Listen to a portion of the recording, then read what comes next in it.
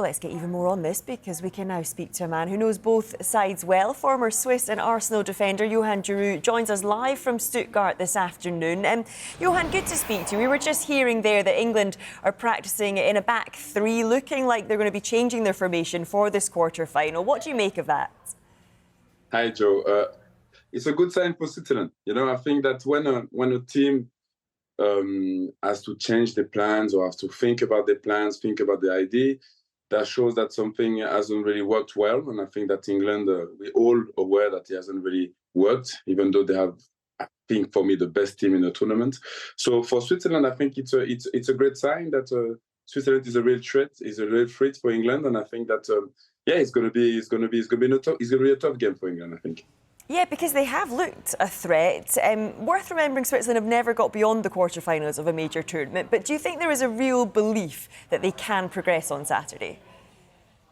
I think there is. I think the fans believe. I think the team believe, because I think that even though we have to be careful when we assess games, because I think that the Italian game was a great win for us, but it wasn't really like a test. It wasn't a challenge. I don't think that we can actually rate this Italian team. But I think that, Switzerland has the momentum. They have the confidence. They haven't conceded a goal in that game against Italy. They have great players as well, informed players that won title in the last season. So I think that the belief is there. But now we have to be aware that it's a different team that comes in with different type of quality and different type of players that can make difference at any moment as well.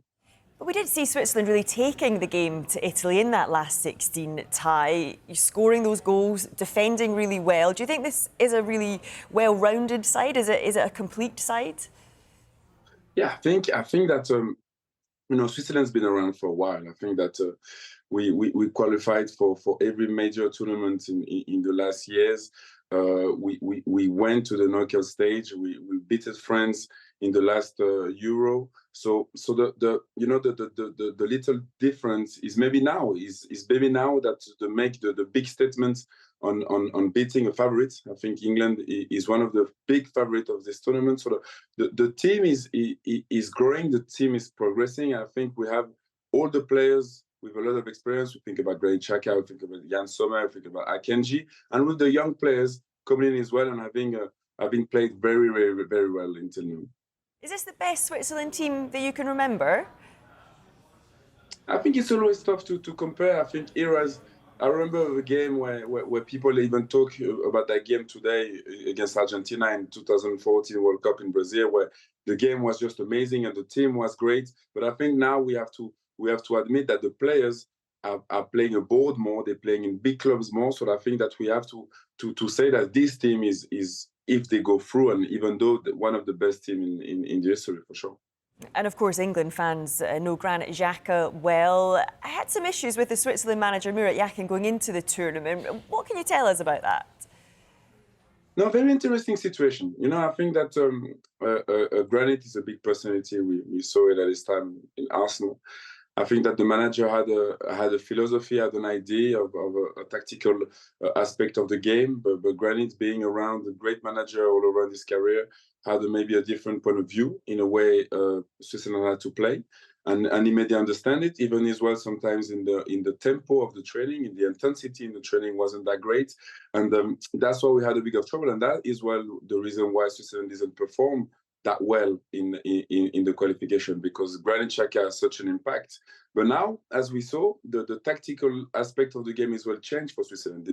They came back to a back five, and to a back three playing, but to a back five defending. So as well, that shows that they had a lot of discussions and they come to a conclusion that it was best for Switzerland to play like that tactically. And we love it when there's little subplots as well, because we know that Granit Xhaka will be coming up against the man who replaced him at Arsenal in Declan Rice. How much of a key battle is that going to be, do you think? That's a massive battle. I'm so happy to have the privilege to see that, because there are two different type of players. When I look at Granit, with Switzerland, he's more of a player that plays the deep role, that plays the long balls. He doesn't have that role that he had with Arsenal when he was so great as a number 8, scoring different goals. And you have Declan Rice that is so energetic, so good with the ball, so athletic. So I actually can't wait to see that battle, because I think that's that's one of the key battles for Switzerland to win or for England to win. That's for sure. And I do want to get your thoughts on Arsenal, but I've got to just ask you for a quick prediction of how you think things are going to go on Saturday. How do you see it playing out? That's a tough one. As I said, I have to support Switzerland on this one. So I think that Switzerland will win 2-1. That's my heart speaking.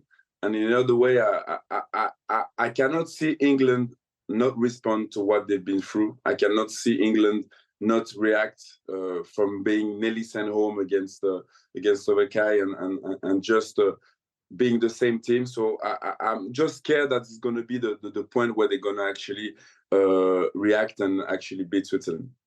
And before you go, we do have to ask you about Arsenal. Of course, they finished second in the Premier League the last 2 seasons. How close are they, and do you see them going on to win the title next campaign? I mean, they are very, very close. I think you cannot be closer. We should not forget that we speak about the other team that won. Man City is one exceptional team. I mean, they have talents all around. They are world-class players all around, and the turnover, the process that Mikel Arteta had with his team is just unbelievable. So I think that now is details. Is details. Can you bring on top-class players as well to be sure that you can compete at any level when a guy is injured, or you have a guy that can score maybe 20, 25 goals. So they are close, and I think that City knows that, but now is when other teams knows that, so it's going to be more difficult to get to that level. But I think that Mikel Arteta and his team are very close to be crowned champions, and I hope it happens soon. Johan, it's been really great to talk to you. Thank you so much for your time this afternoon. Thank you very much, Joe. Have a great time.